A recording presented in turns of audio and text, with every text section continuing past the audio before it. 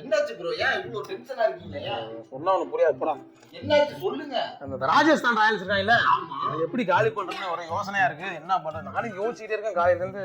இதுக்கு இவ்வளவு யோசனையா? அவங்க இருக்கானுங்க, இங்க பாருங்க, பெரிய பெரிய ஆட்கள் யார் யாருன்னு சொல்லிடுறேன். ஜெய்ஸ்வால் அவனை தடியில நம்ம வச்சு தூக்கிடலாமா? அவனை அதான் முடிச்சு விட்டுறேன். சாம்சனை நூறகம் வச்சு முடிச்சு விட்டுறலாம். நூறு போதுமா? போதுங்க.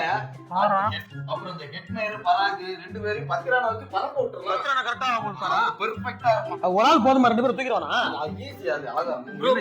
என்ன எங்க டீம்ல இருக்க எல்லாரும் எப்படி தூக்குது பிளான் பண்ணீங்கல்ல, எனக்கு பிளான் போட மறந்துட்டீங்க. இவெல்லாம் டீம்ல இருக்காங்கறதே மறந்துட்டோம் நாங்க. வெளில போடா, வீடியோ போடா, வெளில போடா. ப்ரோ ஏன் ப்ரோ இப்படி எல்லாம் பேசுறீங்க? நான் நல்லா ஆடுவேன் ப்ரோ. ஏன் பார்த்தமே ஆடுறத 2015 ஆடுறடா. போன டிகேட் கிட்டத்தட்ட 2025 டிக்கெட் உனக்கு என்ன கேடு? இப்போ வரைக்கும் நீ நல்லா ஆடுன்னு உன் வாயால மட்டும் தான் சொல்ற. ஆட் கிரவுண்ட்ல காணுமே. அதெல்லாம் நீ இவனுக்கு ஒரு பால் போட்டு பேசி. டேய் என்னையடா கலாய்க்கிறீங்க? ஒண்ணேடா கலாய்றான். ஐபிஎல் ஆரம்பிச்சதுல இருந்து இப்ப வர நான் அடிக்கிற ஒரே டீம் சிஎஸ்கே டீம் தான்டா. இன்னைக்கு வர உங்களை என்ன பண்றேன்னு போடு.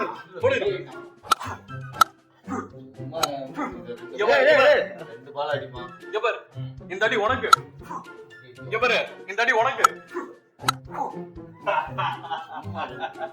தம்பி, என் ஸ்கோர் 80, டீம் ஸ்கோர் 160. கரெக்ட்டுமா மாமே? டேய் நீ சும்மா விட்டுறதா அவன் அவுட் ஆயிருப்பான்டா.